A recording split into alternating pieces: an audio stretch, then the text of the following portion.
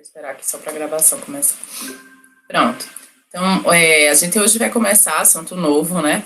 E aí eu falei que para a estrutura de custo, dois conceitos são muito relevantes, que é o conceito da margem de contribuição e o conceito do ponto de equilíbrio. São conceitos simples, mas que muitas empresas desconhecem e por não conhecerem não realizam. Então, a gente começando um pouquinho na margem de contribuição, ela vai representar o lucro variável daquela empresa.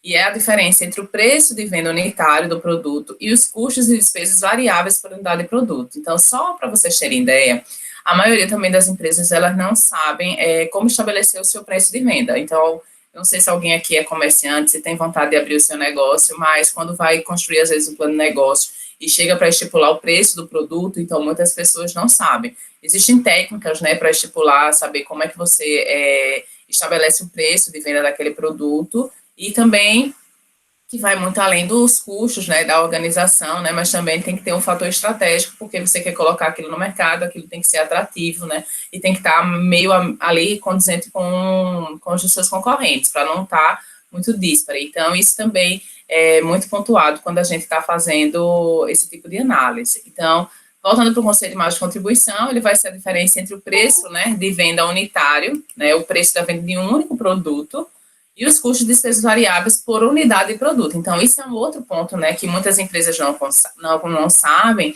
é os custos de despesas variáveis por unidade de produto. Quando a gente está partindo ali dos pequenos negócios e dos MEIs, dos pequenos empresários, né, eles que não conhecem as finanças de modo detalhado, eles não sabem nem quais são os seus custos, né, discriminados. Eles sabem, às vezes, quais são os custos fixos que eles pagam, porque é muito mais fácil, né, você conhecer, já que você tem todos os meses ali os custos fixos, mas os custos variáveis, os custos indiretos, eles desconhecem. Então, nesse cálculo, ele vai ser bom para uma empresa que ela já tenha isso discriminado, ela já conheça, pelo menos ela tem ideia de quais são os custos variáveis por unidade de produto. Então, significa que em cada unidade vendida, a empresa lucrará determinado valor. Então, todo produto que a empresa vai comercializar, a diferença entre o preço que ela vendeu e o custo daquela mercadoria vai ser o lucro, né, o lucro unitário, né, o lucro variável dela. E aí, em cima disso, esse mesmo conceito é o conceito de margem de contribuição. Ele é multiplicado, se ele for multiplicado pelo total vendido, teremos a contribuição marginal total do produto para a empresa. Aí, vamos lá. Voltei demais aqui. Então, a margem de contribuição é a margem bruta obtida pela venda de um produto e seu excedente de seus custos variáveis unitários. E ela vai ser a margem bruta por quê? Porque aqui eu não estou descontando impostos, eu não estou descontando nenhum encargo, né, que venha pela venda e comercialização daquele produto. Não estou considerando ICMS, não estou considerando nenhum outro produto. E aí, nesse caso, a margem de contribuição ela é uma margem bruta. Em outras palavras, a margem de contribuição é o mesmo que o lucro variável unitário, ou seja, o preço de venda unitário do produto deduzido dos custos e despesas variáveis necessários para produzi-lo e para vendê-lo. E aí é interessante, né, eu fazer isso, né, aí dizer, por que eu faço, então, uma margem de contribuição? Para a empresa que conhece, principalmente quando ela trabalha com múltiplos produtos, ela vende, até para ela conhecer, né, qual o lucro dela de que determinado produto. E aí, com isso, ela fazer ou até a opção de dizer, olha, eu não quero produzir mais, eu não quero comercializar mais esse produto, porque a lucratividade dele está muito baixa. Eu consigo fazer isso como? Utilizando o conceito de margem de contribuição. Então, se eu conheço o conceito de margem de contribuição, sei fazer isso para todos os meus produtos, consigo realizar isso em todos os produtos, eu consigo visualizar até para onde vai os meus esforços. Então, olha, esse produto ele tem uma saída muito grande, eu consigo ter um lucro muito grande nele, eu tenho que medir mais os meus esforços nisso, mas eu também quero manter esse mix de produto dentro da minha produção. Então, eu tenho como gerenciar tudo isso.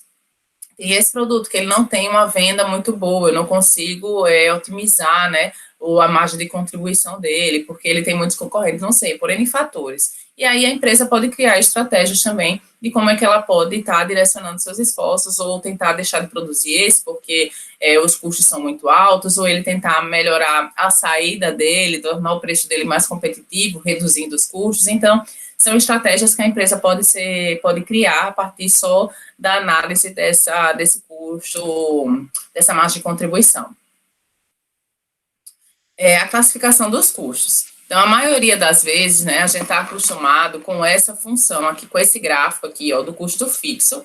esse gráfico do custo variável e esse gráfico aqui do custo total. Digam se não é o gráfico que vocês costumam ver sobre a classificação dos custos. São esses gráficos que vocês estão acostumados a ver, pessoal? Confirmem aí. Gráfico do custo fixo, custo variável, custo total. Aí hoje a gente vai entrar no seguinte conceito, né? O gráfico ele muda um pouquinho. O comportamento dos custos, na verdade, aqui, ó, esse gráfico ele só acontece desse custo fixo até um dado, uma dada quantidade de produção. Então, determinada quantidade de produção, o custo vai ser fixo, né? Mudou a quantidade de produção, o custo vira variável por um determinado período de tempo. E aí o gráfico realmente, né? Se eu tenho alteração da quantidade a ser produzida, na verdade fica esse aqui, ó, esse gráfico de custo fixo, esse gráfico de custo variável e esse gráfico aqui de custo total. Então, são esses três gráficos, na verdade, que ele é um pouco diferente do que a gente costuma ver, né, na figura anterior. Então, a gente geralmente está acostumado com aquelas figuras, as figuras anteriores da estrutura de custos, só que a gente sabe se as quantidades elas forem variáveis ou se a empresa ela quiser aumentar a sua capacidade de produção, a gente tem uma alteração na função de custos. E aí, o gráfico ele volta para essas opções que a gente está mostrando agora. E aí, só entrando nesse conceito, né, para a gente falar um pouquinho sobre o custo fixo, a gente todo, né, a nossa análise, principalmente em termos de alavancagem operacional, ele vai trabalhar em cima desse conceito de custo fixo. A gente vai falar um pouco mais a seguir. Mas é só para mostrar que o custo fixo, ele só vai ser fixo aqui, ó, a um determinado volume de produção. Tá vendo aqui, ó, no eixo, na horizontal, a gente está falando relacionado com o volume de produção, e aí o custo fixo, ele vai ser fixo só a determinado volume de produção. Caso eu queira aumentar esse volume de produção, olha, estou aumentando, o custo também, né, eu tenho determinado volume de produção, o custo ele vai se elevar. E aí depois eu vou ter um novo patamar de volume, né, que vai ter naquele mesmo intervalo e com o custo fixo novamente. Vou dizer isso em termos práticos, como é que funciona. Vamos supor que eu tivesse uma empresa, né, e a minha capacidade produtiva, e aí entra lá no conceito lá da administração da produção, a minha capacidade de produção, dentro da minha unidade, eu só conseguisse produzir, né, o ponto ótimo de produção para mim seria que a minha empresa, ela comercializasse, sei lá, biquínis, né, eu estou vendendo biquínis, né, toda aquela parte de moda praia, eu teria que comercializar para a minha empresa entre 7 mil biquínis e 10 mil biquínis, né, biquínis eu falo do portfólio da empresa, entre 7 e 10 mil. Então, seria esse intervalo, esse ponto aqui, ó. Eu poderia não produzir nada, né, o meu volume ser zero, mas aqui o ponto ótimo seria aqui no meio, entre 7 e 10 mil biquínis.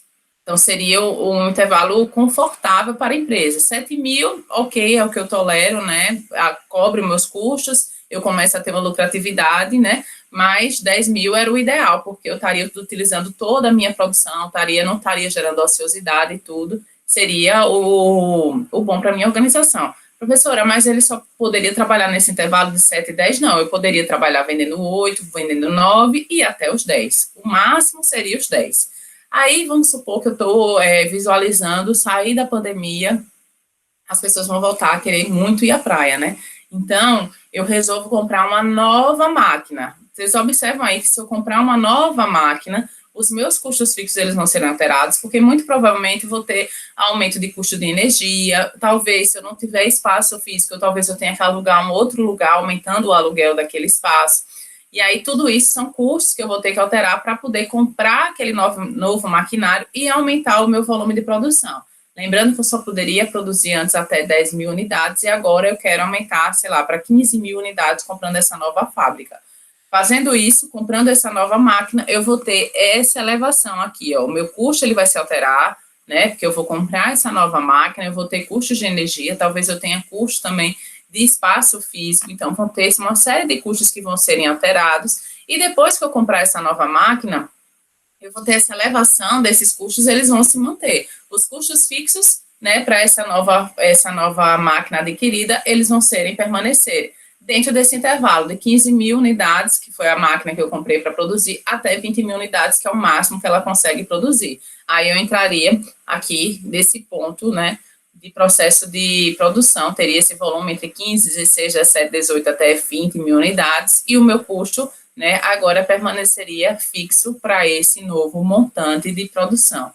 Conseguiram compreender o que eu estou querendo falar? Estou tentando explicar aqui, ó, esse gráfico do custo, porque ele tem essa distinção aqui, ele é fixo para um determinado, né, um intervalo de volume, depois ele se eleva e aí ele volta a ser fixo. Conseguiram compreender? Querem que eu explique de novo? Digam aí.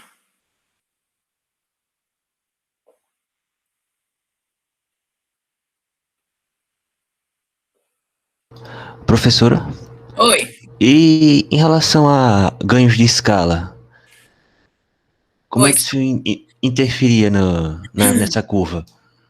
Vamos lá. Os ganhos de escala, ela não entra muito na análise dos custos fixos, ele entra mais na análise do custo variável.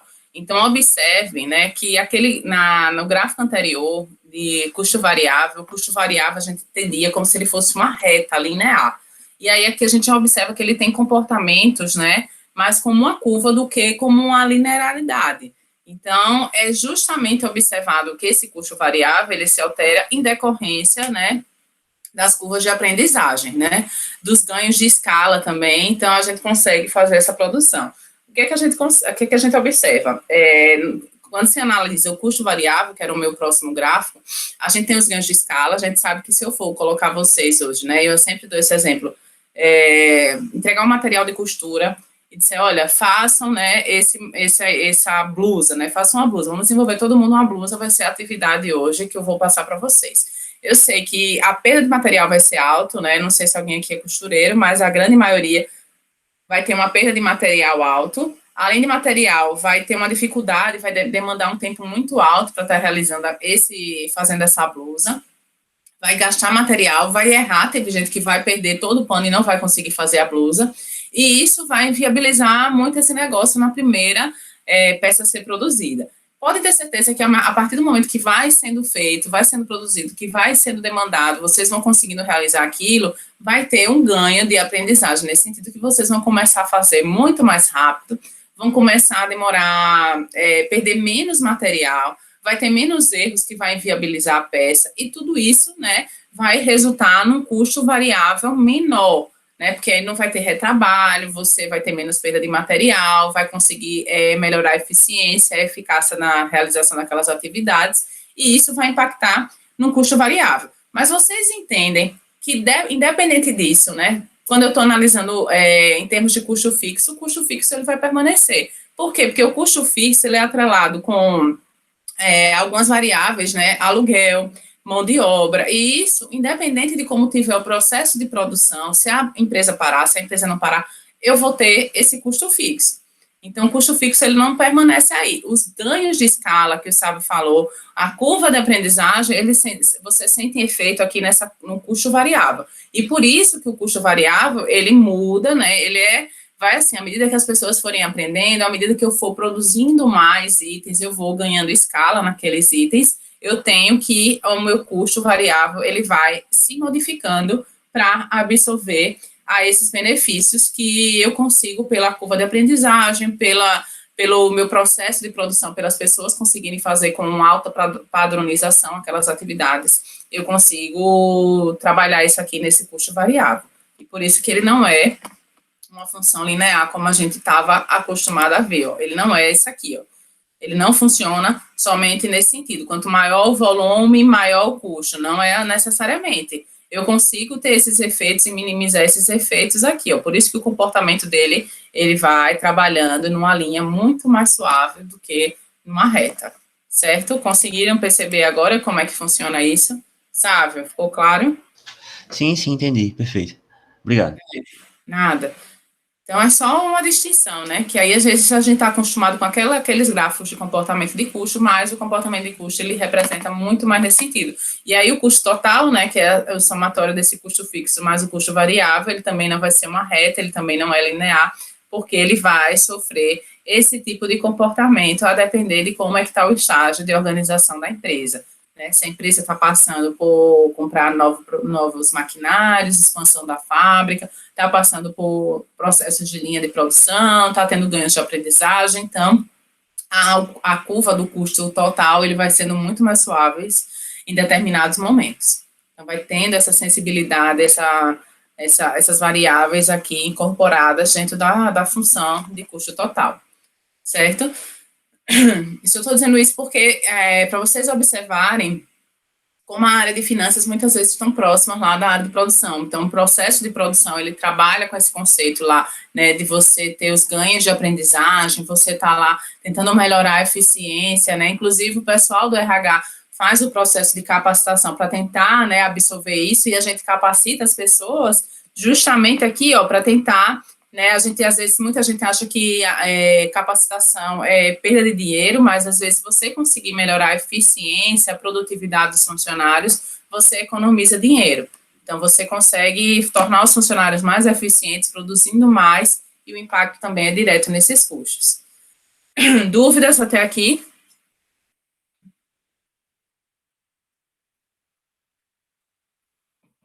Então, vamos lá. Então, ciente do comportamento de custos aqui vai acontecer. Inclusive, essa aqui, ó, isso aqui que você vai trabalhar nesse primeiro gráfico é justamente o conceito de alavancagem operacional, que é o que a gente vai ver mais para frente. Ele entra justamente nesses efeitos aqui, ó, dessas alterações de custos fixos, é que eu consigo ter o efeito sobre a alavancagem operacional. Então, o meu intervalo de variação relevante, né, eu tenho aqui, se eu tenho esse intervalo, lembra que eu disse, os custos fixos, eles só vão ser fixos em um determinado intervalo de produção. Então, eu tenho aqui, ó, X1, que seria o intervalo de produção, e X2, né, que é o máximo desse intervalo de produção, aqui é o mínimo e aqui é o máximo. Eu tenho os meus custos fixos, né, que vão ser fixos para esse intervalo, e os meus custos variáveis, que vão ser variáveis para esse intervalo. Então, eu tenho custos, né, variáveis, um custo aqui em X1, que vai se alterando se eu tiver, depender de como é que eu vou chegando lá a X2.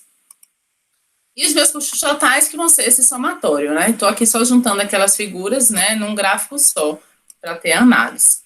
A fórmula da margem de contribuição ela vai ser igual ao preço de venda menos os custos variáveis mais despesas variáveis. Então, ele é o valor resultante do faturamento líquido de impostos deduzido dos custos e despesas variáveis. Então, a minha margem de contribuição.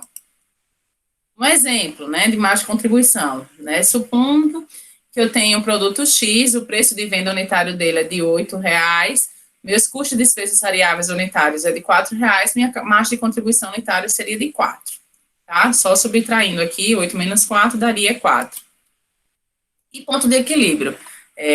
O ponto de equilíbrio de uma empresa, ele vai compreender uma situação caracterizada pela ausência de lucros ou prejuízos. Por que é importante a empresa fazer um ponto de equilíbrio, né? Então, quando a gente calcula o ponto de equilíbrio, né, para aquele empresário, o empresário ele fica ciente de quanto ele precisa vender, né, para poder começar a ter lucro, e de quanto, né, se a gente vai fazer em termos de quantidade, ou se a gente quiser fazer em termos de valores, a gente tem essas duas opções de calcular o ponto de equilíbrio. A gente também pode dizer, olha, você precisa vender, sei lá, R$ 10.000 para você começar a ter lucro. 10 mil você só está pagando, né, só vai estar pagando seus custos, e acima desse valor é que você começa a ter benefício, né, a ter lucro para a sua organização. Então, o empresário, ele é importante ele conhecer o seu ponto de equilíbrio para saber o quanto é que ele precisa estar comercializando naquele mês. Então, para atingir esse ponto, é necessário determinado volume de vendas, pelo qual se obtém certo montante de receita que seja igual ao montante de custos e despesas fixos da empresa, mais o montante de custos e despesas variáveis daquele volume de vendas. Nessa situação, a margem de contribuição iguala seus custos e despesas fixos. Então, receitas menos custos mais despesas operacionais vai ser igual a zero. Então, aqui nesse ponto de equilíbrio, eu não consigo, né, zerar, eu não tenho receita, não tenho custo, mas o meu lucro vai ser zero, tá? Então, vocês também já devem ter visto isso em outra disciplina. Eu tenho algumas formas de calcular, na verdade, consigo calcular em termos de quantidade e em valor monetários, quando o meu ponto de equilíbrio é para um só produto. Então, quando eu tenho trabalhando só para um produto, a empresa só vende e comercializa um produto específico, eu tenho como calcular o ponto de equilíbrio em termos de quantidade. E aí, a fórmula do ponto de equilíbrio em termos de quantidade é custos e despesas fixos dividido pela margem de contribuição unitária. Então, vai ser a quantidade de vendas necessária para cobrir todos os custos e despesas operacionais. Quando eu tenho lá, a empresa, ela só vende um único produto, então é interessante para aquele empresário ele saber a quantidade de produtos que ele deve vender daquele produto específico. Então, quantas, sei lá, quantas bolas eu tenho que vender para poder começar a ter lucro. Então, tenho como calcular isso em termos de quantidade. Em termos de valor monetário, que seria a receita necessária para cobrir todos os custos de despesas operacionais, também tenho como fazer. Então, quando eu trabalho com um único produto, eu consigo fazer ele em termos de quantidade e em termos de valores monetários. Agora, se eu fosse trabalhar na Brastemp, vamos lá, a Brastemp, ela tem um mix de produtos, né, muito grande, ela tem geladeira, e geladeira, assim, tem vários modelos, cada modelo eu teria que calcular um ponto de equilíbrio desse jeito, mas vamos supor, eu tenho geladeira da linha branca, tenho geladeira de inox, tenho geladeira, sei lá, retrô, tenho aquelas geladeiras menorzinhas, né, que é o frigobar, eu tenho fogão, eu tenho micro-ondas, eu tenho máquina de lavar, então eu tenho um portfólio de produtos muito grandes, né? Estou vendo aqui algumas que estão na minha cabeça, mas se vocês forem olhar no site, deve ter uma infinidade ainda de produtos. Calcular o ponto de equilíbrio para uma empresa dessa, em termos de quantidade de cada um daqueles produtos, não faz muito sentido, né? Porque tem produtos que ela vai ter que vender mais, tem produtos que ela vai ter que vender menos, então, quando a gente trabalha com o ponto de equilíbrio, né, para uma empresa que ela tem vários produtos, para uma carteira de produtos, né, então, quando a empresa possui uma carteira diversificada de produtos, cada um com margens de contribuições diferentes, né, porque aí eu tenho preços de venda para cada um, tenho custos, né, variáveis para cada um desses produtos, é difícil determinar a quantidade de cada um deles para se chegar ao ponto de equilíbrio. Neste caso, pode-se combinar a quantidade de produtos que resulta em margem de contribuição total igual aos custos de despesas fixas. Então, ao invés de eu estar chegando lá e calculando de produtos por produtos, eu categorizo os produtos que têm mais ou menos a mesma margem de contribuição, o mesmo custo de venda, custos variáveis. Vamos supor, acredito eu, que a maioria das geladeiras, ela tem um processo, né, de fabricação muito semelhante. Algumas vão ser maiores, têm a capacidade maior de litros, a pintura pode ser um pouco diferente, mas, assim, na mesma ótica, se eu for agregar esses custos, processos de geladeiras, eles são bem similares. Eu utilizo a mesma mão de obra, muito provavelmente, utilizo o mesmo processo de produção, devo alterar uma coisa ou outra só em termos de especificação. Mas eu tenho como fazer essa agregação. E aí eu vou agregando produtos a depender dessa margem de contribuição e desses custos variáveis. Então, se aumentar a quantidade de um deles, deve-se reduzir o equivalente em margem de contribuição de outros produtos. Em se tratando de uma carteira de produtos, é muito mais interessante conhecer o ponto de equilíbrio em termos de valores monetários do que em termos de quantidade. Então, quando a gente tem um produto só, dá para eu calcular dos dois jeitos, quantidade e valores monetários. Quando eu tenho uma carteira um portfólio muito grande de produtos, é mais interessante saber quantos produtos em termos monetários, em termos de valores, né, eu preciso comercializar para poder ter esse ponto de equilíbrio. Dúvidas até aqui, pessoal? Vamos voltar aqui ao exemplo. Então, em um só produto, né, calculando em um só produto, eu entro lá com exemplo. Custo de despesas fixas anuais, né? Vamos supor que eu tenho um custo de despesas fixas de 20 mil. Aqui o preço de venda tá errado, viu, pessoal? Aqui é 8, né? Aqui é 8. Daquele exemplo anterior. Custo de despesas variáveis unitárias de 4, eu teria uma margem de contribuição de 8, né? Que aqui 8 menos 4 daria 4 reais de margem de contribuição. Então, levando para a fórmula do ponto de equilíbrio em termos de quantidade, custo de despesas fixas, 20 mil, dividido pela minha margem de contribuição. Eu teria que produzir 5 mil unidades. Para poder, né, 5 mil em uma, eu já começaria a ter lucro. Abaixo dessas 5 mil unidades, 4.999, eu estaria operacionalizando com prejuízo. Então, 5 mil, eu teria que as receitas se igualam aos custos e eu não teria nem lucro, nem prejuízo.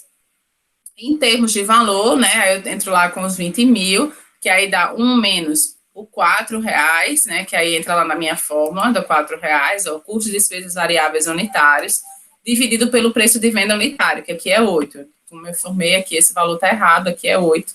Eu teria que comercializar nessa empresa 40 mil reais para poder estar em ponto de equilíbrio, né, não ter custos e nem ter lucro, mas acima desse valor eu já começaria operacionalizando com lucro dentro da minha organização. Dúvidas aqui nesse cálculo? Alguém não conseguiu entender?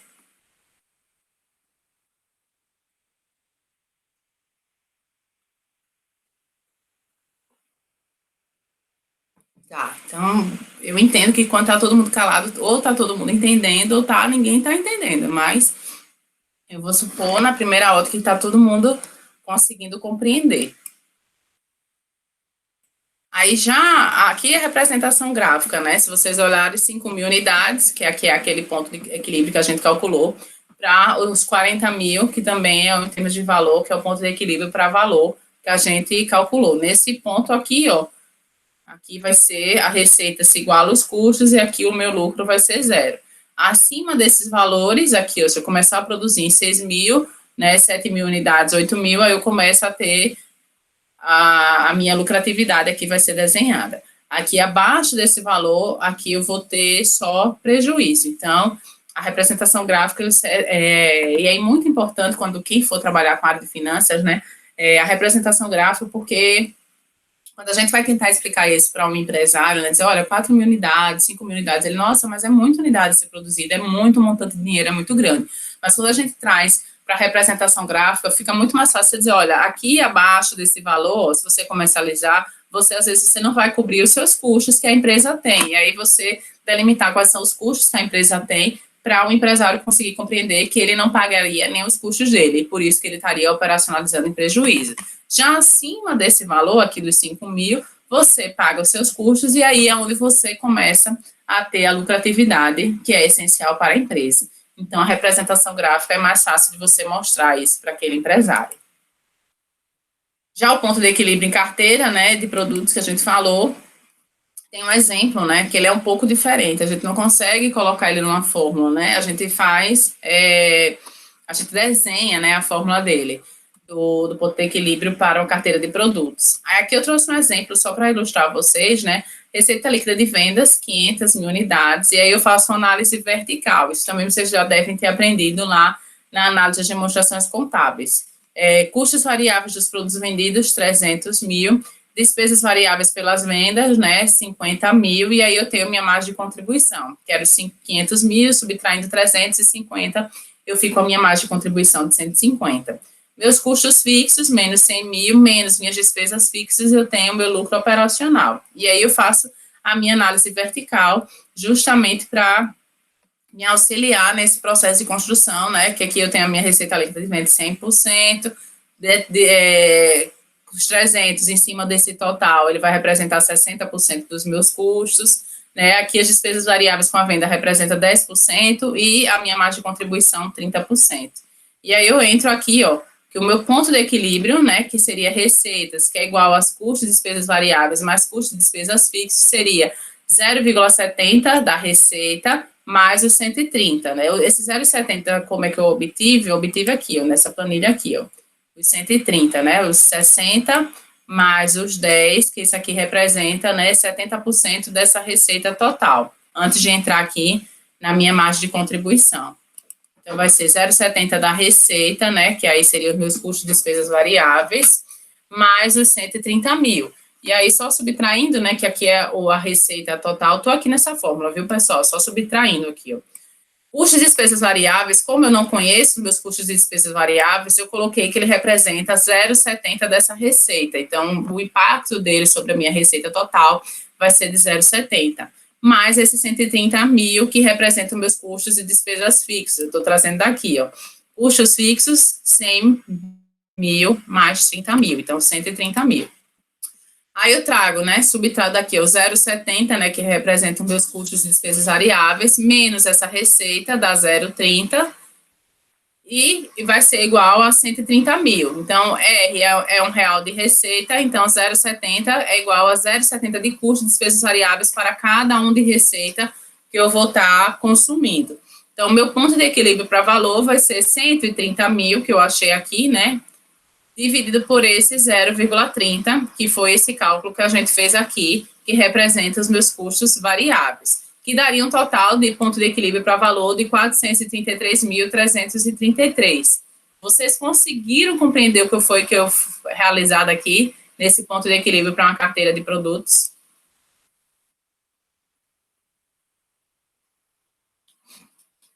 E aí, pessoal?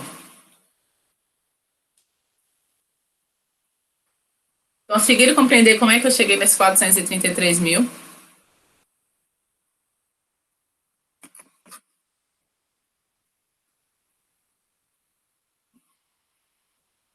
Jackson, não? Tá, então vou repetir, viu?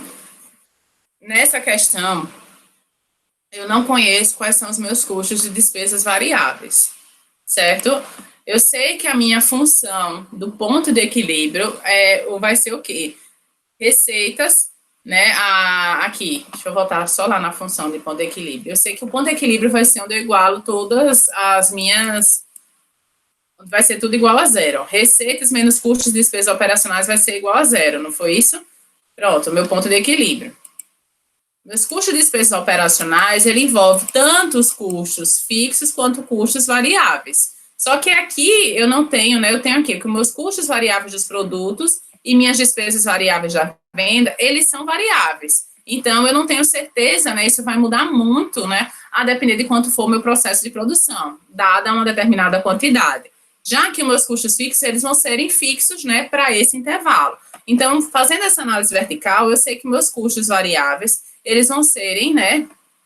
Ele representa, em termos de receita, 70%. Eu estou fazendo aqui, ó, os 60% desses custos variáveis dos produtos vendidos, mais esses 10% daqui das despesas variáveis de vendas. Então, ele representa em termos de receita. Por quê? Porque quanto mais eu vender, maior vai ser os meus custos variáveis. Tranquilo até aí?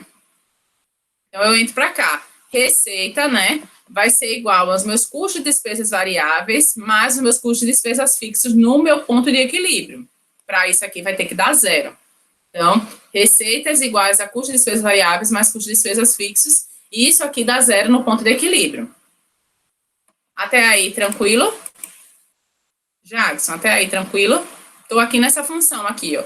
No meu ponto de equilíbrio, as minhas receitas se igualam aos meus custos. Então, aqui seria receita igual ao meu custo total, né, no ponto de equilíbrio. Receita igual a custo total no ponto de equilíbrio, tá? Lucro zero. Então, vamos lá. Eu sei que a receita aqui, né, deixa eu voltar para cá.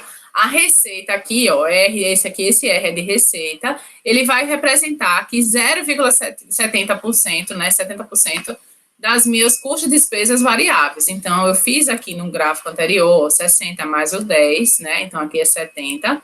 70% da receita seria os meus custos e despesas variáveis. Então, peguei e fiz a minha análise vertical com base naquela minha DRE, e eu sei que os meus custos e despesas variáveis, ele representa 70%, 0,70 em termos de receita. Então, vamos supor, se eu estiver comercializando, né, 100 mil reais, 70% desses 100 mil reais vai representar custos e despesas variáveis. Então, ele seria o montante de custos e despesas variáveis. Então, o meu lucro seria de 30 mil, eu tiraria 70% aí e eu só teria 30 mil de lucro, se eu tivesse vendendo, comercializando 100 mil. Então, ele vai representar aqui, ó, 0,70 de R. Por que eu estou botando o R? Porque eu não coloco o valor, professora, porque isso aqui ele vai variar, né? Custo variável, então ele vai variar dependendo de quanto eu estiver produzindo. Se eu produzir 10 mil unidades, se eu produzir 15 mil unidades, se eu produzir 20 mil unidades, os meus custos de despesas variam. Então, como eu não sei, né, a quantidade aqui que eu estou produzindo, eu coloquei ela como uma função. Então, 0,70 vezes o R, mais os 130 mil, que são os meus custos de despesas fixos. Aonde eu peguei isso aqui? Aqui, ó. Custos fixos, 100 mil, e despesas fixas, 30 mil. Então, meus custos fixos foram 130 mil.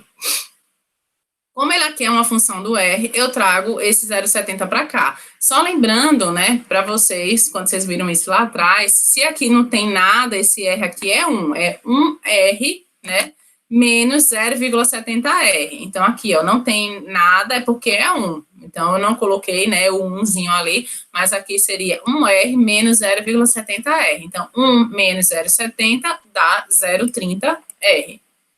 Que vai ser igual aos 130 mil que é os meus custos de despesas fixos. Então, trazendo ele para a fórmula aqui, o meu ponto de equilíbrio em termos de valor vai ser os 130 mil vezes esse 0,30, que é o custo variável. Quanto esse custo variável varia em função da receita.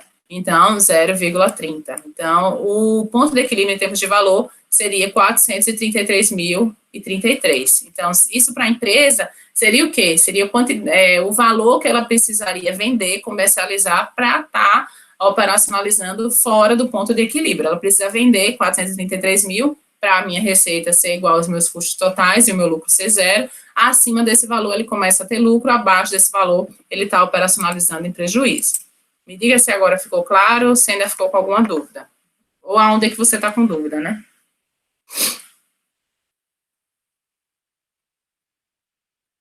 E aí, Jackson? Ficou claro? Mais alguém, pessoal? Não tenho como colocar um valor no 0,70 ali, porque eu não sei a quantidade que está sendo produzida ali, eu não sei. Lembra? É uma carteira de produtos, então, para mim, não é interessante saber a quantidade individual de quantos produtos. Eu quero saber naquele mix, naquele agregado de produtos que eu estou falando, né, eu vou agregar os meus custos variáveis daquela produção. Por isso que eu estabeleço essa função aí no cálculo. Então, ao invés de estar colocando 10 mil unidades de produto X, 20 mil unidades de produto Y, eu coloco que os meus custos variáveis vão representar 70% da receita, para esse caso aqui em questão. Tá? É uma carteira de produtos, não vale a pena a gente calcular produtos individuais. Certo? Inclusive, quando a gente faz a gente faz a DRE do processo de produção e não a DRE segmentada por produto. Ok? Então, se ninguém mais tiver dúvida, posso ir adiante? Não falando, viu, pessoal? Então, aí a gente entra no conceito de alavancagem, né? O termo de alavancagem, ele é empregado em finanças como analogia às propriedades de uma alavanca na física, em que o emprego de uma alavanca apoiada em um ponto fixo permite mover ou levantar determinada massa com menos esforço que se essa massa fosse movida ou levantada diretamente. Qual é o conceito? Onde é que a gente consegue visualizar isso, né? Vamos supor que alguém aqui vai trocar o pneu, né, do carro. Então, o macaco do carro, ele funciona justamente nesse conceito de alavancagem. Se você for tentar pegar o carro e tentar levantar o carro, muito provavelmente você não vai conseguir. E o macaco, ele faz esse apoio porque justamente ele emprega uma alavanca apoiada em um ponto fixo, né? O macaco, ele apoia no ponto fixo e permite mover ou levantar determinada massa com menos esforço do que se ela fosse movida ou levantada diretamente. Então, se você fosse levantar, ou um grupo de pessoas fosse tentar levantar, ia ter um esforço absurdo. E o macaco, ele consegue fazer isso pela alavanca que ele realiza em um ponto específico. Esse mesmo conceito de alavancagem na física é o que a gente costuma aplicar aqui na alavancagem em termos de finanças. Só que em finanças, o espírito da lei de física é utilizado para mensurar os efeitos decorrentes dos custos e despesas operacionais fixos e das despesas financeiras com juros do retorno para os proprietários de uma empresa. Então, a gente tem duas formas de calcular. A gente vai analisar a alavancagem operacional e aí a gente tem a alavancagem financeira. São dois conceitos distintos. Na alavancagem operacional, eu estou utilizando os conceitos de custo e despesas fixos. Já na alavancagem financeira, eu estou utilizando como fixo o quê, professora? Porque também tem o conceito de fixo aí. A questão de pagamentos de juros. Então, juros, né, sendo fixos, eu sendo pagando aqueles juros, eu tenho a minha alavancagem financeira. Então, assim, esses custos e despesas representam o ponto de apoio para alavancar a massa e o lucro da empresa.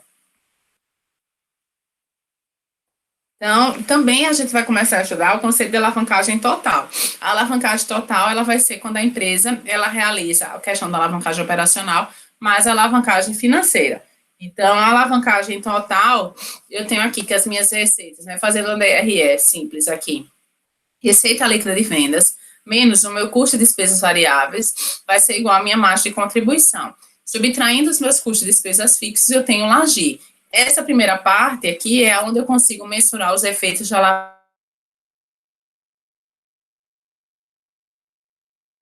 Com pagamento de juros, o meu LAI deduzo o meu imposto de renda, eu tenho lucro líquido. E aí, sobre esses efeitos aqui, é que vai operacionalizar a minha alavancagem financeira, mantendo despesas financeiras, né, fixas, né, com os pagamentos de juros, alavancagem financeiras, mantendo meus custos de despesas fixos, eu consigo analisar a minha alavancagem operacional. Ok? Tranquilo? Já estão lembrados agora? O conceito? Conseguiram recuperar essa lembrança na mente de vocês?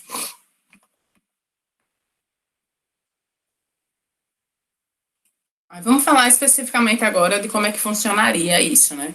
A alavancagem operacional. Então, a alavancagem operacional, ela vai ser proporcionada pelos custos de despesas operacionais fixos, né? Como é que eu já tinha dito. Então, os custos de despesas permanecido fixo para aquele intervalo de produção é onde eu consigo mensurar a minha alavancagem operacional. Como eles tendem a permanecer constantes, mesmo com a oscilação da produção e vendas, dentro do intervalo de variação, quanto maior o volume de produção e vendas dentro desse intervalo, maior o montante da margem de contribuição para o mesmo montante de custo de despesas fixas. Eu vou parar aqui, que esse conceito agora foi muito grande. O que é que ele está dizendo aí? Ó, como os custos fixos permanecem fixos para aquele intervalo de produção, né, ele é o mesmo. Eu vou colocar aqui no chat, viu, pessoal? Vamos supor que eu estou produzindo, né, para a minha empresa seria interessante ela produzir dentro desse intervalo.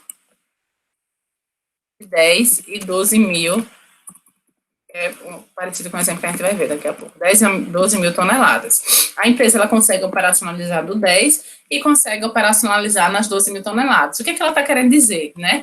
Quanto maior o volume de produção e vendas dentro desse intervalo, se ela operacionalizar aqui nos 12 mil, maior o montante da margem de contribuição, porque você lembra que a margem de contribuição vai ser o preço de vendas menos os meus custos e despesas variáveis. Então, se eu comercializo aqui nas minhas 12 mil toneladas, maior vai ser o lucro da empresa. Ela vai ter os mesmos custos que ela teria com os 10 mil toneladas, só que ela está comercializando muito mais, ela está vendendo muito mais. Então, para a empresa, é melhor estar trabalhando aqui nos 12 do que ela estar trabalhando nos 10. Conseguem compreender, conseguem visualizar isso? Se a empresa está trabalhando nos 10, ela vai pagar a mesma mão de obra, né? Ela vai comprar a mesma quantidade de insumos, ela vai pagar o mesmo aluguel, ela vai pagar a mesma quantidade de salários do que se ela pagaria com as 12 mil toneladas. Então, para ela é melhor ela estar operacionalizando lá nas 12 mil toneladas do que ela estar operacionalizando lá nas 10. Fora que ainda, como ela tem capacidade de produzir as 12 mil toneladas, ela vai estar com a parte desse pessoal, dessa mão de obra, uma parte do maquinário ocioso. Consegue perceber isso? E aí, galera?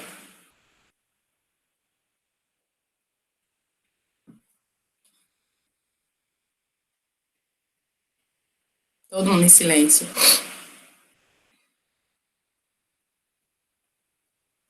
Já conseguiu compreender, e vocês, os demais. Eu estou falando isso, pessoal, porque eu nem mostrei aqui a questão da prova, né? Eu até esqueci, mas muita gente estava com dúvidas, né? Na questão, na prova, né? Se eu tinha considerado todas as atividades, e sim, eu considerei todas as atividades que foram feitas. Só que na prova, vocês, assim, teve duas questões que todo mundo acertou, né? Mas teve algumas questões principalmente a de cálculo, né? Eu achei que aquela desvio padrão, aquela questão todo mundo ia acertar, que era que valia mais ponto, mas muita gente, assim, ou não fez uma letra, ou não respondeu adequadamente a letra, ou errou o desvio quando foi calcular, né? Ou calculou errado o o retorno, né, daquelas variáveis. Então, cometeu pequenos equívocos, assim que foi diminuindo a pontuação. Como a prova só valia de 0 a 5, então muita gente tirou 3,5, tirou 3, e aí foi reduzindo esses pequenos equívocos que foram feitos naquela última questão, tá? Só estou dizendo isso porque teve gente que ficou com dúvida, né, e eu acabei me lembrando agora sobre isso. Mas aí quem quiser ver a nota, né, depois, como foi atribuída para cada uma das atividades, eu posso mostrar também isso, como é que foi que eu ponderei, tá? Só posso fazer lá no final. Posso mostrar aqui, para quem tiver alguma dúvida, né?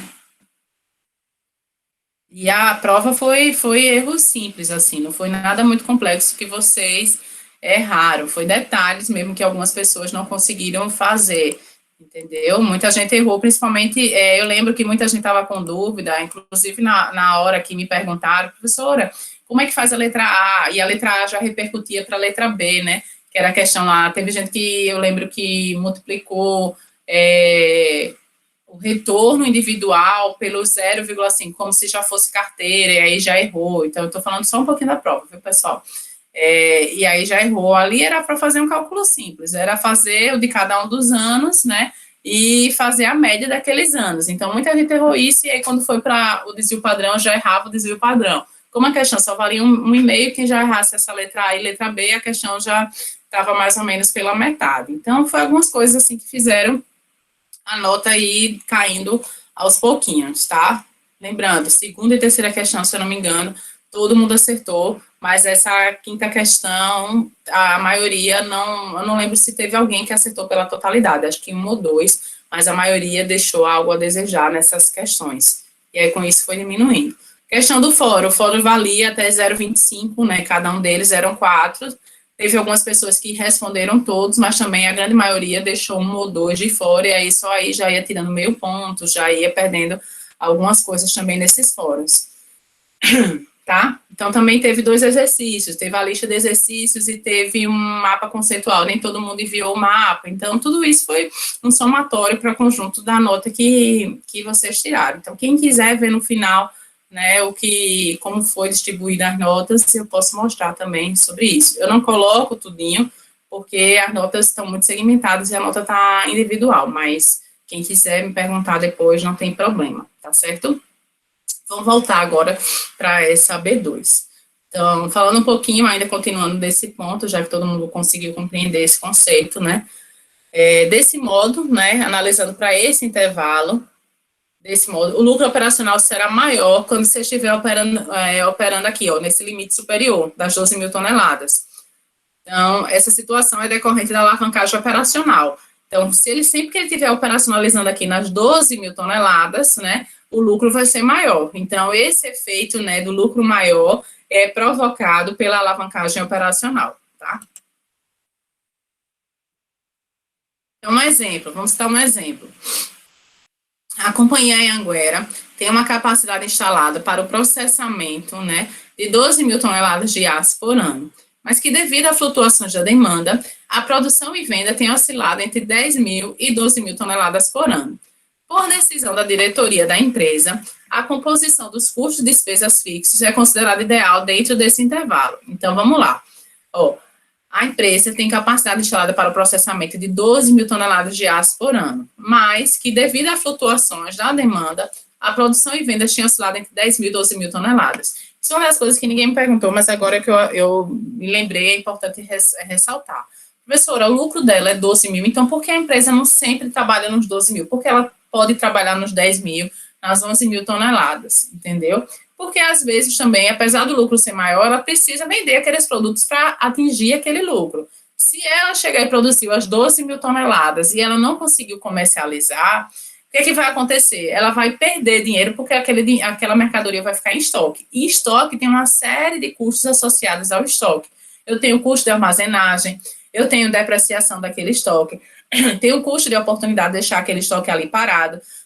Então, são uma série de custos que vai fazer com que a minha lucratividade ela não seja alcançada. Ela só é alcançada nesse ponto máximo se eu comercializar aquelas 12 mil toneladas. Se a empresa analisa que ela não vai ter, faz um orçamento de caixa, daquele que vocês conseguiram, já sabe fazer, e viu que ela não vai ter demanda, né, para aquelas 12 mil toneladas, é melhor ela produzir nos 10, é melhor ela produzir 11 mil toneladas. Ela não vai ter todos os efeitos, né, da alavancagem operacional, mas ela também não vai ter custos com estoque, tá? Então, pense nesse sentido. Vai ser bom para ela vender nas 12 mil se ela tiver demanda para isso. Por isso que ele faz aqui, ó, devido a flutuações da demanda, o intervalo bom para a empresa, né, não é o ótimo, que é as 12, o intervalo bom é entre 10 e 12 mil toneladas.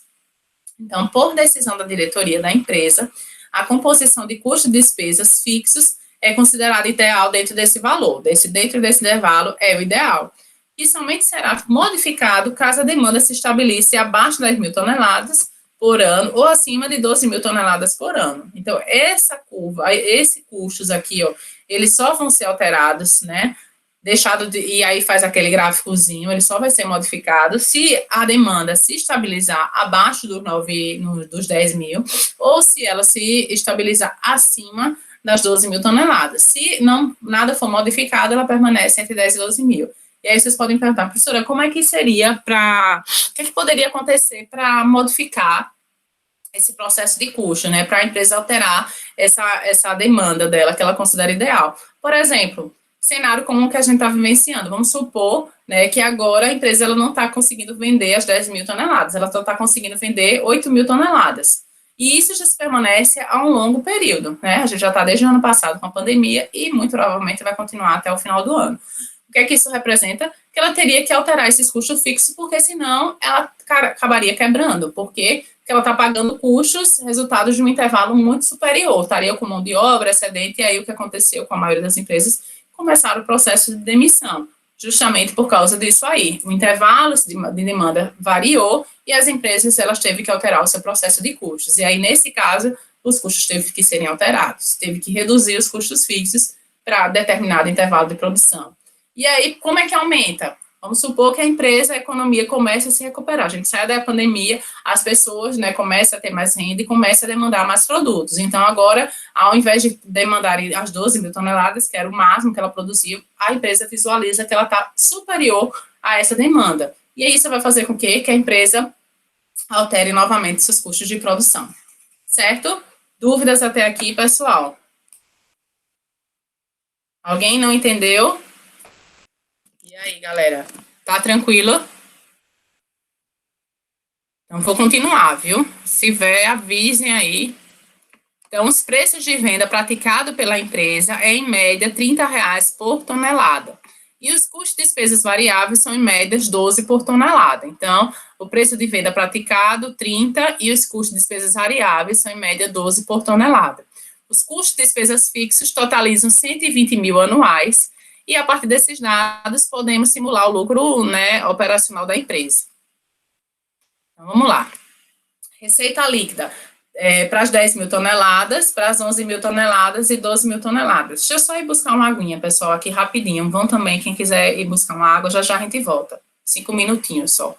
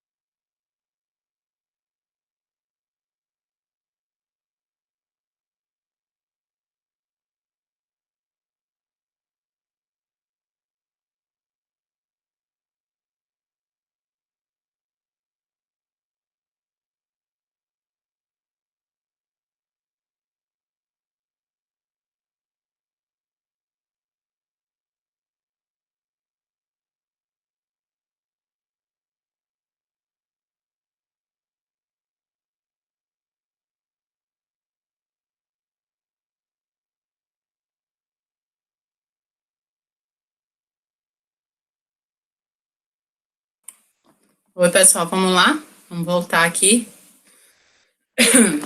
É, só retornando o conceito, né, que a gente estava vendo a questão de alavancagem, tá? Vamos lá. A gente está vendo a questão de alavancagem operacional. Então, nesse ponto aí, a gente está trabalhando com aquele intervalo de produção de 10 mil a 12 mil toneladas.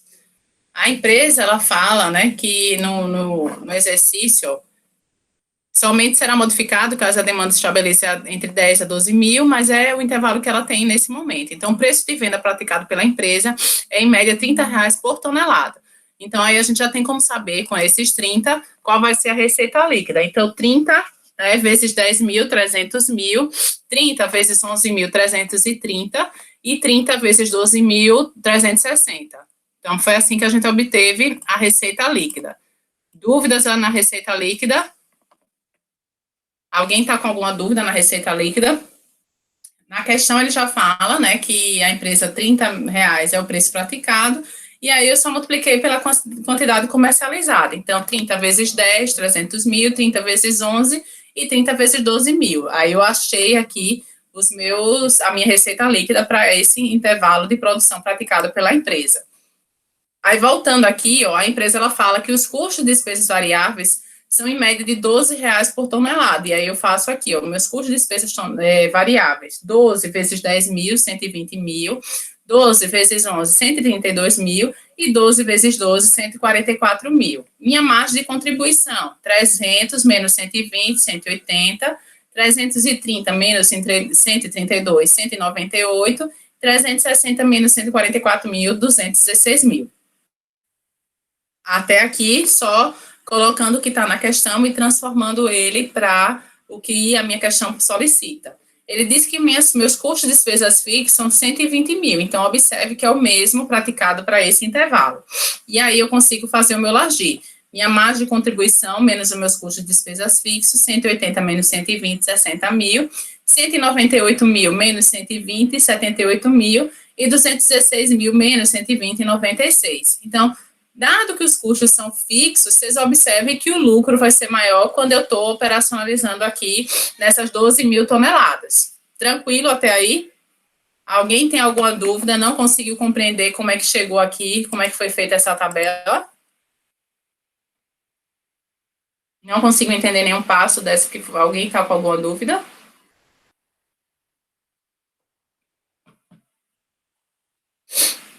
E aí, pessoal? Tudo certo por enquanto? Tranquilo.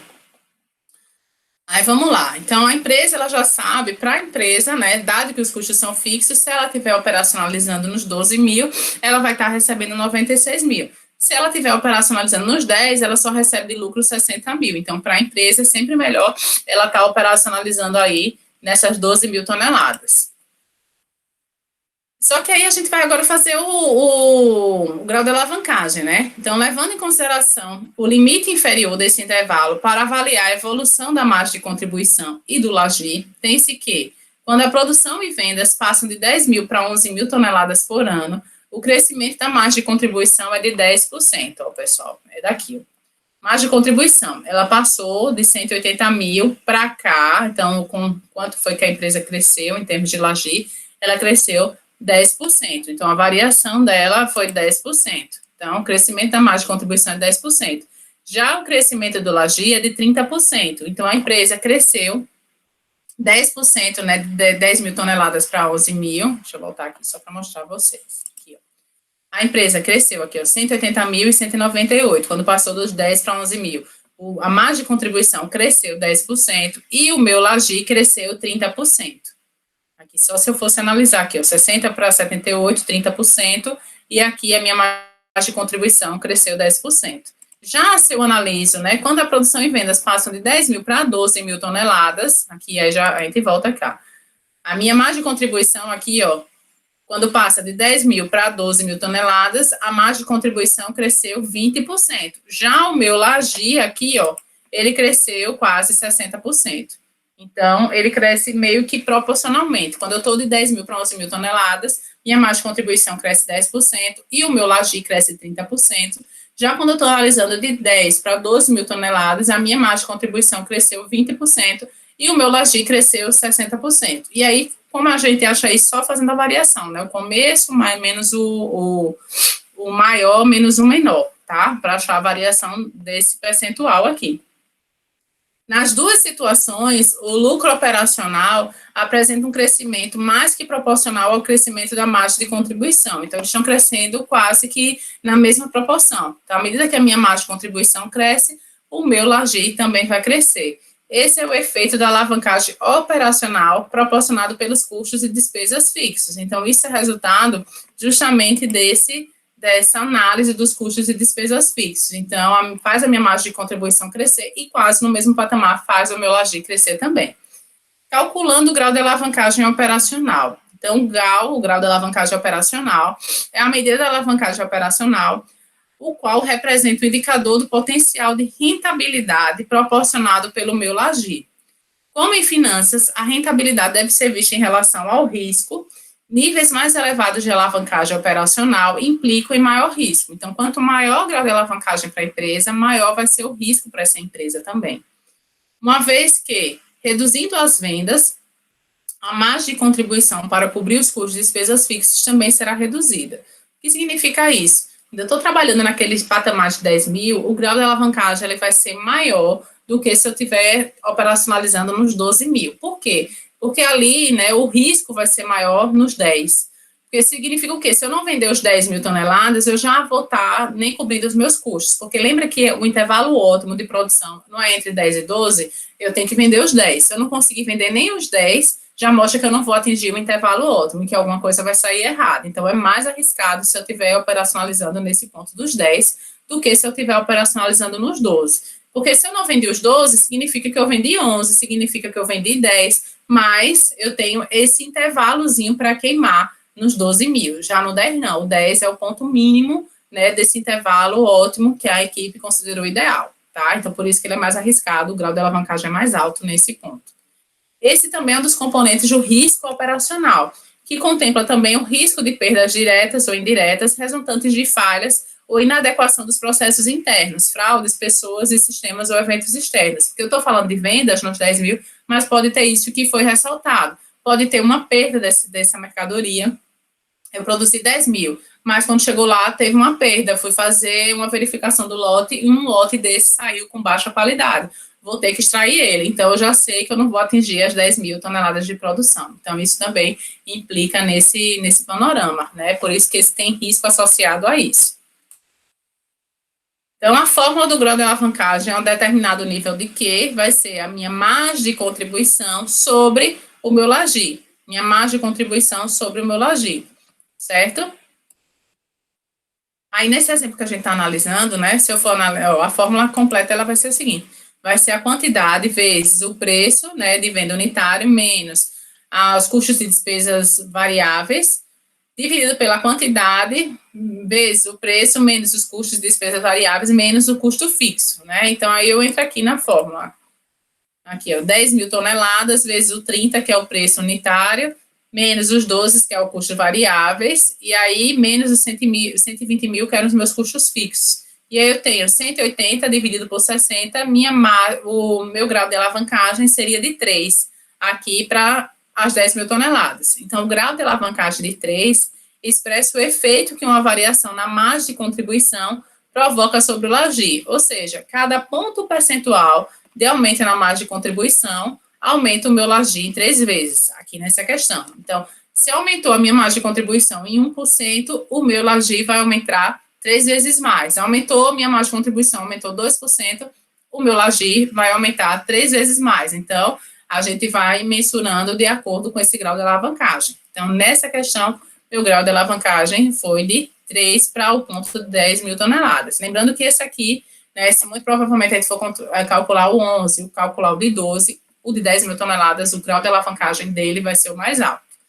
Dúvidas, pessoal, até o momento?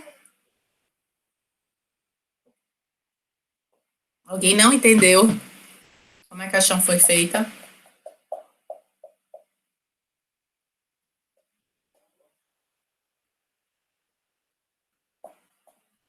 E aí? Entenderam? Tá. Quando não conseguirem entender, avisem, viu? Porque eu não tenho como, não tô vendo ninguém. Então, não dá para saber pela carinha de vocês. A gente também tem outra forma de calcular. A gente tem como calcular com valores absolutos, que foi o que a gente fez na etapa anterior, mas a gente também tem como calcular pela variação. Então, esse efeito pode ser calculado relacionando o crescimento percentual do LAGI e o crescimento percentual da margem de contribuição. Variação percentual do lucro, LAGI, variação percentual da margem de contribuição. Então, ao passar a produção de vendas de 10 mil para 11 mil toneladas, tem-se que, a gente já fez isso aqui, né? Que o LAGI aumentou 30% e minha margem de contribuição aumentou em 10%. Então, o meu grau de alavancagem foi de 3. Já quando passou de 10 mil para 12 mil toneladas, né, o meu LAGI aumentou 60%, variou, e a minha margem de contribuição aumentou, variou para 20%. Mesmo grau de alavancagem. Observam aqui, por quê? Porque eu estou sempre controlando e sempre calculando para a minha variação em termos de 10 mil toneladas. Duas formas de calcular, mas que dá o mesmo modo, né, o mesmo 3.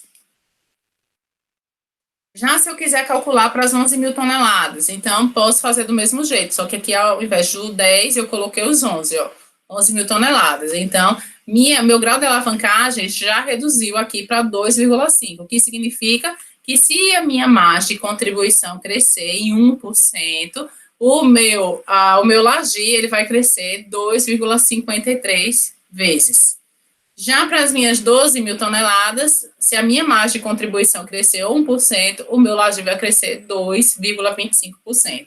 Vocês observam que lá no grau de alavancagem para 10 mil toneladas foi 3. Já aqui, para 12 mil toneladas, o meu grau de alavancagem ele diminuiu, justamente por aquele efeito de risco operacional e as incertezas provocadas quando eu estou operacionalizando lá nas 10 mil toneladas. Dúvidas? Alguém não conseguiu compreender aqui? Todo mundo entendeu por que o grau de alavancagem vai ser menor nas 12 mil toneladas do que nas 11 mil toneladas, do que nas 10 mil toneladas? E aí, povo? Isso aqui tá claro, tá tranquilo? Alguém não conseguiu compreender? Tem dúvidas?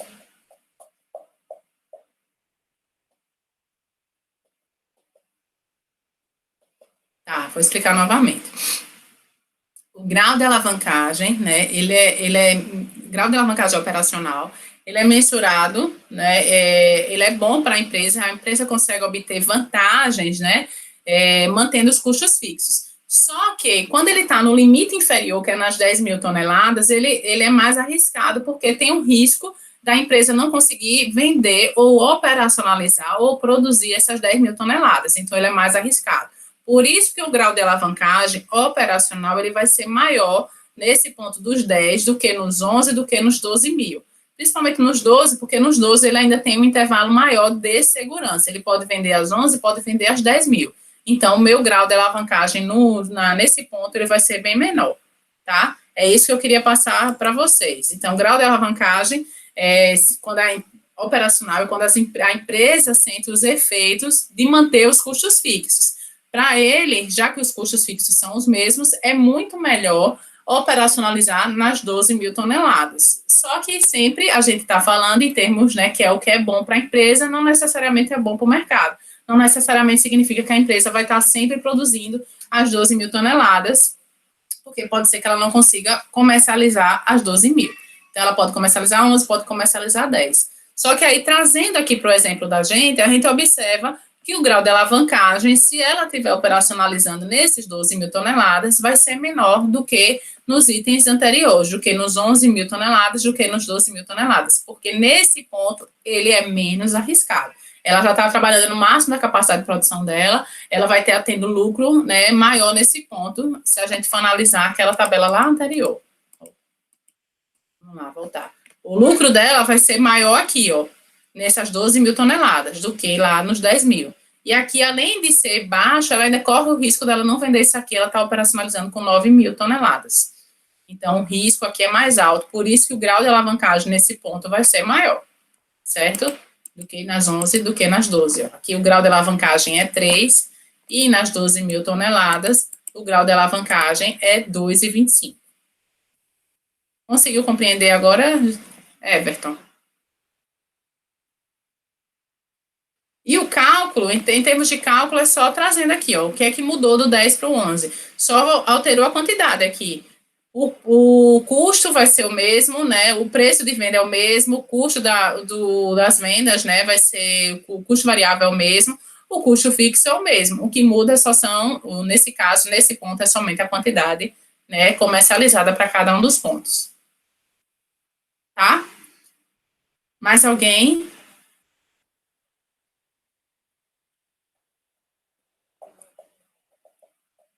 Aí, tranquilo, né? Esse grau de alavancagem operacional, a gente entra no grau de alavancagem financeira. Que seria o grau de alavancagem financeira? Então, a alavancagem financeira, ela é proporcionada pelas despesas financeiras relativas aos juros incidentes sobre o capital de terceiros, integrante da estrutura de capital da empresa. Eu não sei se eu não lembro se eu disse já a vocês, né? Para a estrutura de capital da empresa, a empresa ela pode está emitindo, né? Se for uma empresa de capital aberto, ela pode estar emitindo ações ordinárias, ela pode estar comercializando debêntures, ela pode estar fazendo empréstimos bancários. Nesse caso, a gente está considerando esses empréstimos bancários. Então, a empresa, ela estaria, quando a empresa ela faz empréstimos bancários, ela está incorrendo em juros, né? Ela vai ter que pagar esses juros. Só que esses juros, eles são fixos. Depois que a empresa contrata, né, e faz qualquer financiamento, aqueles valores, eles vão ser fixos, independente da capacidade de produção. E é isso que a gente vai estar analisando na alavancagem financeira. Pessoal, só um minutinho aqui, tá uma chamada aqui para eu atender aqui o celular rapidamente.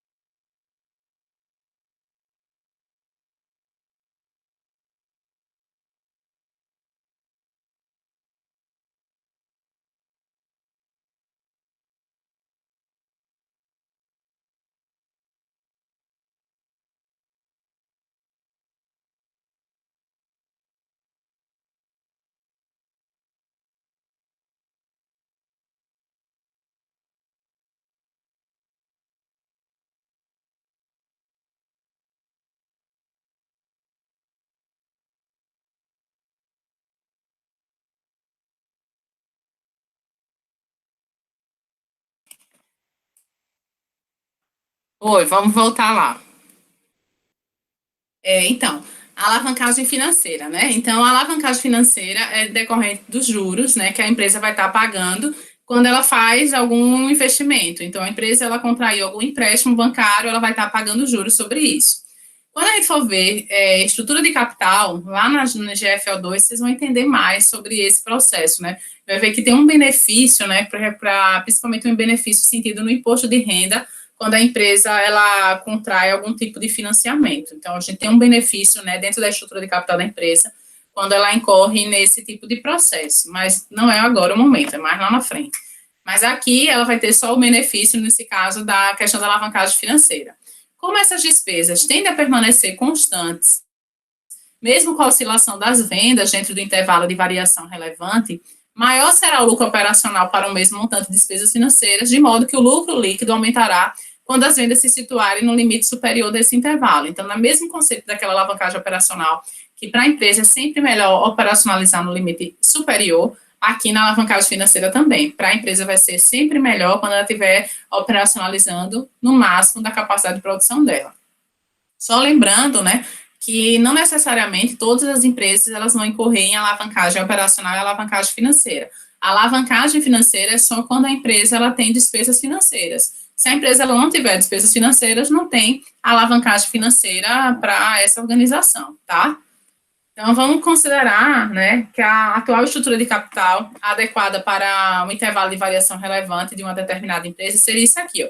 Exigível a longo prazo, ela contraiu um empréstimo no valor de 75 mil, o patrimônio líquido, né, o capital dessa empresa é de 120 mil, totalizando 195 mil, que era o que a empresa teria dentro da sua estrutura de capital. Exigível a longo prazo, né, em termos de concessão de empréstimos, e o patrimônio líquido de capital da organização.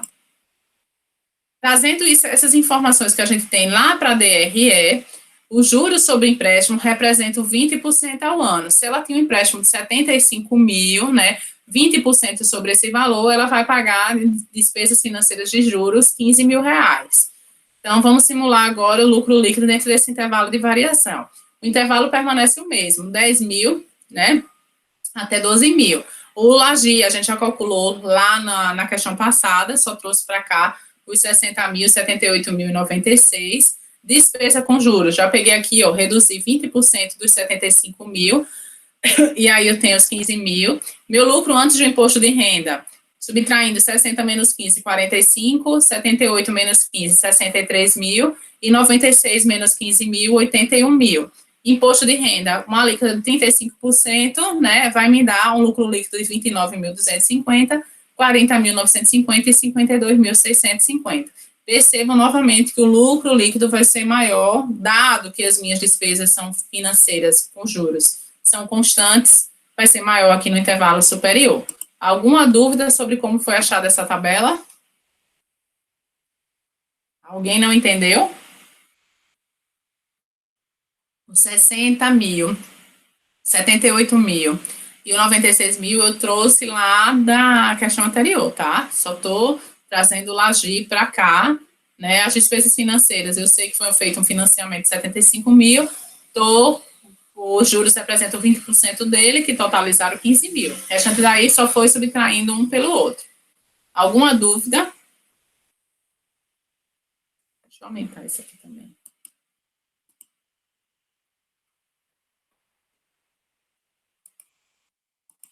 Tranquilo, pessoal. Então, agora vamos lá calcular o GAF, né, que é o grau de alavancagem financeira, né? Ó, tomando o limite inferior desse intervalo, né, fazendo aquela mesma análise que a gente fez no grau de alavancagem operacional, fazendo agora por financeiro, quando a produção e vendas passam de 10 mil para 11 mil toneladas, o crescimento do lucro operacional é 30% e o crescimento do lucro líquido é de 40%. Então, aqui, quando já passa, esse 30 a gente achou lá na questão anterior também. Então, quando a produção de vendas passa de 10 mil para 12 mil toneladas, o crescimento do lucro operacional é de 60% e o crescimento do lucro líquido é de 80%. Então, aqui subiu de 30 para 60 e aqui de 40 para 80%. Nas duas situações, o lucro líquido teve um crescimento mais do que proporcional ao crescimento do lucro operacional. E essa alavancagem do lucro líquido é em decorrência das despesas financeiras com juros. Então, essa alavancagem aqui, ó, de 60 para 80, de 30 para 40, é em decorrência das despesas financeiras com juros. Vamos calcular o grau de alavancagem financeira. Então, a medida da alavancagem financeira, ela é dada pelo GAF. Ela vai representar o indicador do potencial de rentabilidade do capital investido pelos proprietários, né? E destaca-se, mais uma vez, que em finanças a rentabilidade deve ser vista em relação ao risco. Então, significa o quê? Que o GAF vai ser maior lá nos 10 mil do que nos 12, porque nos 10 mil é mais arriscado. Assim, níveis mais elevados de alavancagem financeira implicam em maior risco, pois quanto mais se reduzem as vendas, menor é o lucro operacional para cobrir as despesas contratuais com juros, uma vez que o seu valor é fixo. Então, se eu estiver comercializando nas 10 mil toneladas, o risco é maior, por quê? Porque pode ser que eu não consiga comercializar as 10 mil toneladas e isso vai comprometer a minha lucratividade. E comprometendo a minha lucratividade pode sentir efeito no pagamento desses juros, dados que ele vai ser constante para esse mesmo intervalo. Então, vamos lá para a fórmula. GAF é um determinado nível Q de produção, né? Vai ser o meu lucro operacional, ou LAGI, dividido pelo meu lucro antes do imposto de renda, ou LAI. Então, considerando que a companhia produz essas 10 mil toneladas, seu GAF é dado por 60 mil, né, que foi o que a gente já achou, dividido por 45. Então, o GAF aqui vai ser de 1,33. E expressa o efeito que a variação do lucro operacional provoca no lucro antes do imposto de renda. Então, GAF de 1,33 significa que, para cada ponto percentual de aumento no lucro operacional, o lucro antes do imposto de renda aumenta 1,33 vezes mais. Então, para cada aumento de 1,33, né, no aumento do lucro operacional, o lucro antes do imposto de renda aumenta em 1,33 para essas 10 mil toneladas. Se aumentar né? Posso fazer isso em termos de variação percentual. A gente está ali em valores absolutos, mas posso fazer isso em termos de variação percentual, que também vai dar para as 10 mil toneladas, vai dar 1,33 também do mesmo jeito. Já para as 11 e 12 mil toneladas, né? Eu também tenho como fazer, que também vai dar esse valor de variação. Dúvidas aqui no GAF? Alguém não entendeu? E aí, pessoal? Alguma dúvida até o momento? Acho que dá para fazer um exercício ainda hoje. Alguém tem alguma dúvida aqui nessa parte?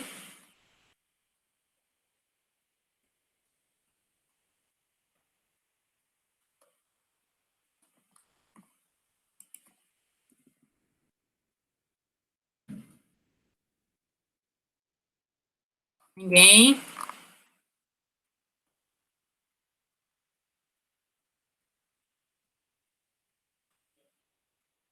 Então, vou passar uma questão aqui para vocês, tá?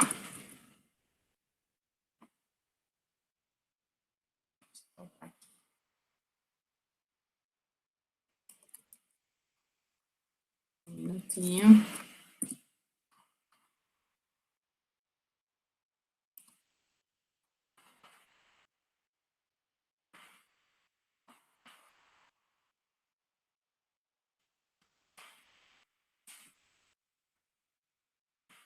Acho que consegue resolver alguma questão, vocês?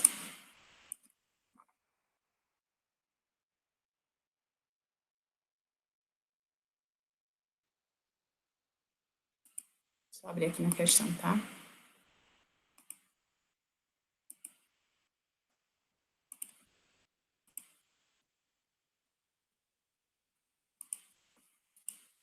Abrindo aí.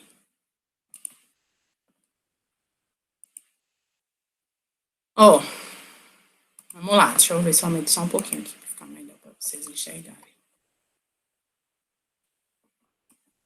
Ó, a empresa Jogos Divertidos produz bolas de praia infláveis, vendendo 200 mil bolas por ano. Cada bola produzida tem um custo variável de 0,64 e é vendida por R$ 2. Os custos fixos são de 28 mil. A empresa tem uma despesa com juros de R$ 6.000 por ano e está na faixa de 40% no alíquota do imposto de renda.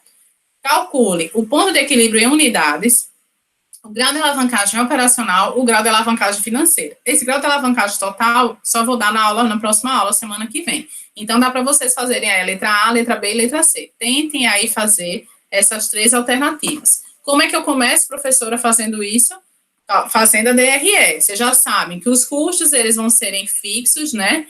Para uma dada intervalo de produção, e vai ser 28 mil. E eu sei também que vai ter alavancagem financeira, por quê? Porque está dizendo aqui, ó, que ela tem um pagamento com juros de R$ 6.000.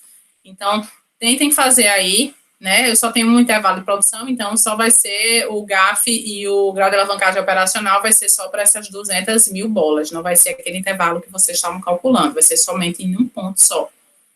Tentem resolver aí essa primeira questão, aí já já eu trago a resposta dela para ver se alguém acertou ou aonde ficou com dúvida, tá? 10 minutinhos, será que é tempo suficiente?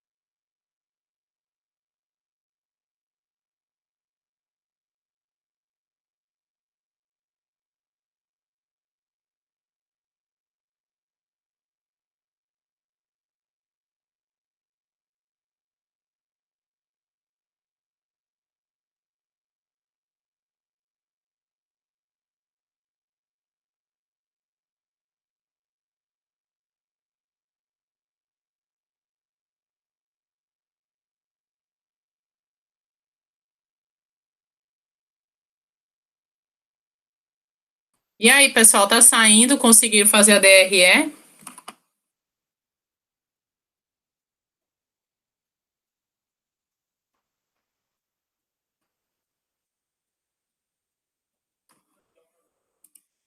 Tem alguém tentando?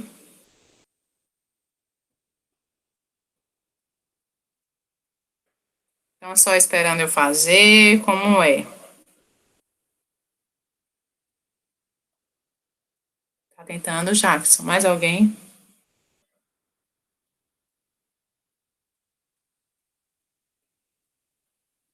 Beleza, César.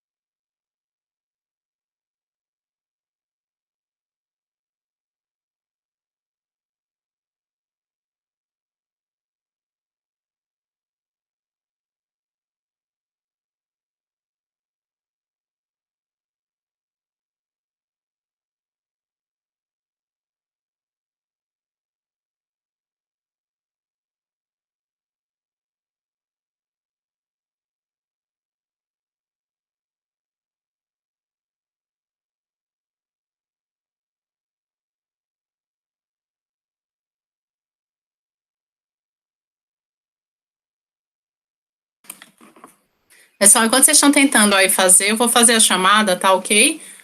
Aí vão respondendo só quem está presente para. Fazendo aqui.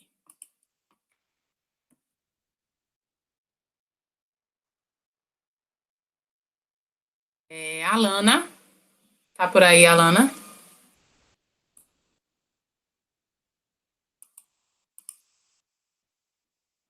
Alana tá por aí, que eu já vi aqui a mensagem dela no fórum. Arthur Mendonça, Presente, professor. Arthur Vitor, César, também tá por aí. Presente. Darlan tá por aí. Diogo, Presente, professora. Isabela, Presente. Jackson, também tá por aí, né? José Everton, Presente, professora. Juliana. Presente. O Darlan também tá com o microfone ruim, tá? Juliana presente. Caroline. Presente. Crícia. Larissa Maria. Já sei. Maria Tatiane. Presente. Matheus. Monique. Presente. Nathalie.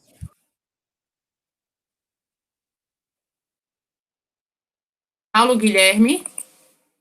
Presente, professora. Sávio. Presente. Sidney. Stephanie faltou. Vanessa. Presente. E Vinícius. Pronto.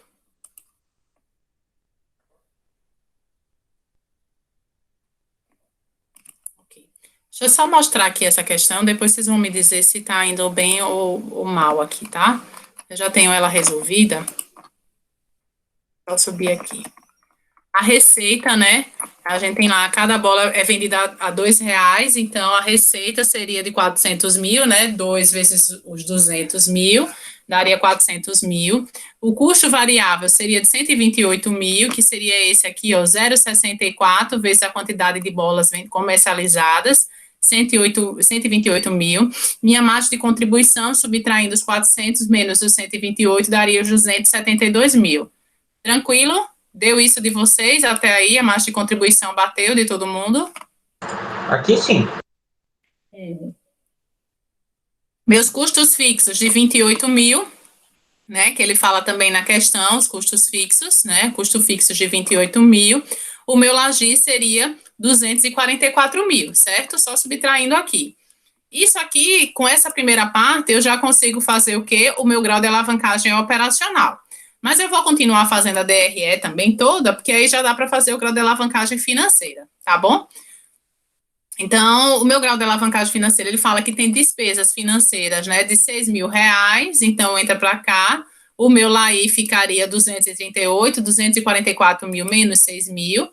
Imposto de renda, ele fala que a alíquota é de 40%, né, então ficaria o meu lucro líquido de 142.800. Todo mundo conseguiu chegar nesse valor, entenderam o que foi que eu fiz aqui? Tranquilo até aí, pessoal? Me confirmem.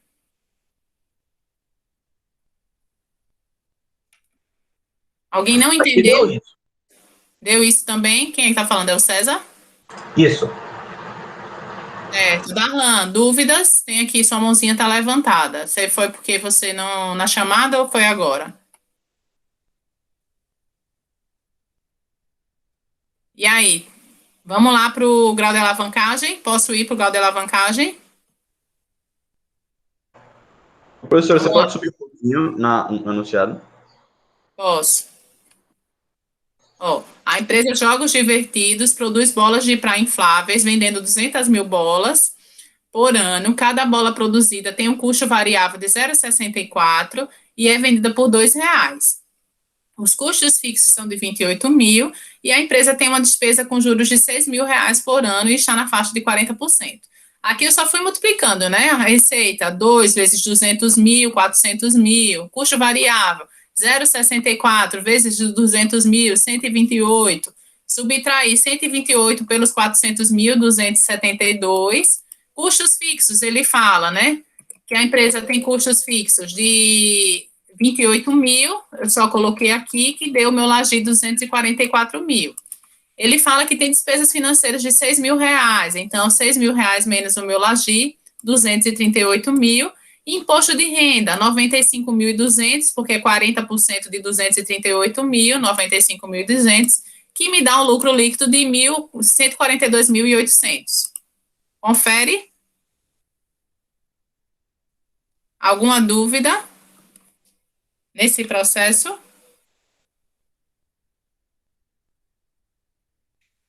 Pode ser assim, pessoal? Posso ir lá para o grau de alavancagem agora? Pronto, vamos lá. Então, a gente vai lá para o grau de alavancagem, tá? Certo. Depois a gente fala desse ponto de equilíbrio aqui. Vamos logo para o grau de alavancagem.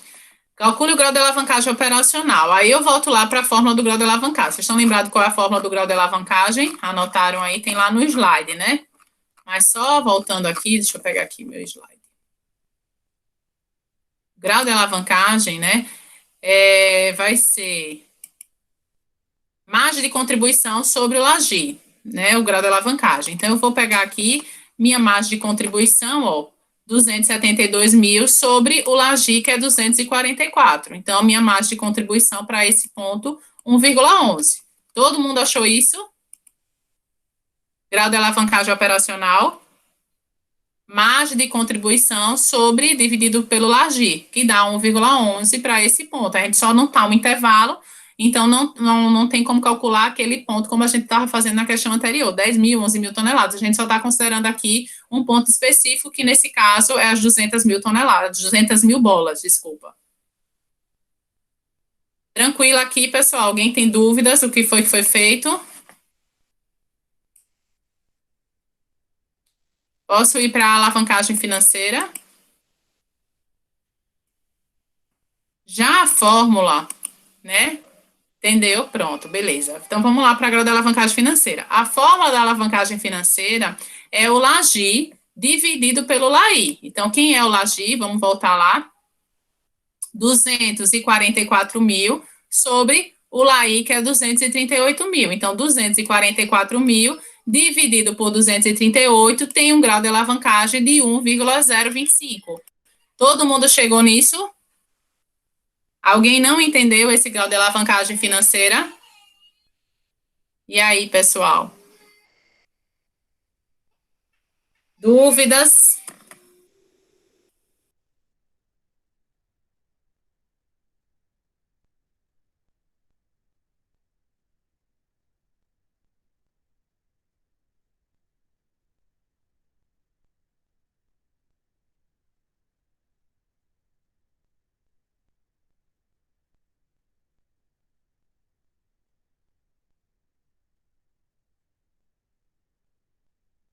Bateu com um de vocês, pessoal, alguma dúvida sobre o grau de alavancagem operacional e o grau de alavancagem financeira? Só lembrando que a gente não viu essa alavancagem total, mas uma das formas simples de calcular o grau de alavancagem total é só multiplicando o grau de alavancagem operacional pelo grau de alavancagem financeira. Aí seria 1,11 vezes 1,025, que daria 1,13. Mas isso a gente vai ver na próxima aula. Alguma dúvida sobre isso? Sobre o grau de alavancagem operacional e o grau de alavancagem financeira nessa questão?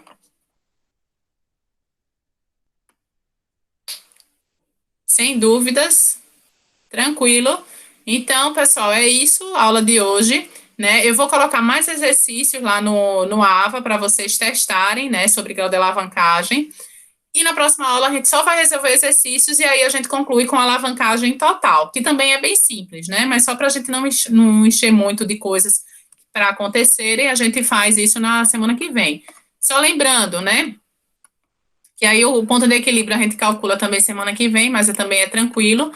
E faltou só margem de contribuição, mas querendo ou não, o cálculo de margem de contribuição a gente já faz quando a gente analisa isso aqui, ó. Essa primeira parte a gente também está com o conceito de margem de contribuição que a gente viu logo no começo da aula, certo? Então, semana que vem eu posto mais, ó, a gente tem essa lista de questões aqui que eu vou colocar lá para vocês estarem tentando resolver a alavancagem operacional financeira, né? E semana que vem a gente fala total para tentar terminar e fazer esse exercício, essa primeira questão. Ok? Então, se alguém não tem mais dúvidas, era isso da aula de hoje. A gente termina mais um assuntozinho, né? Termina não, fica faltando só alavancagem total, mas aí a gente termina isso no começo da semana que vem. Certo? Ô, professora, o slide você já vai colocar no AVA?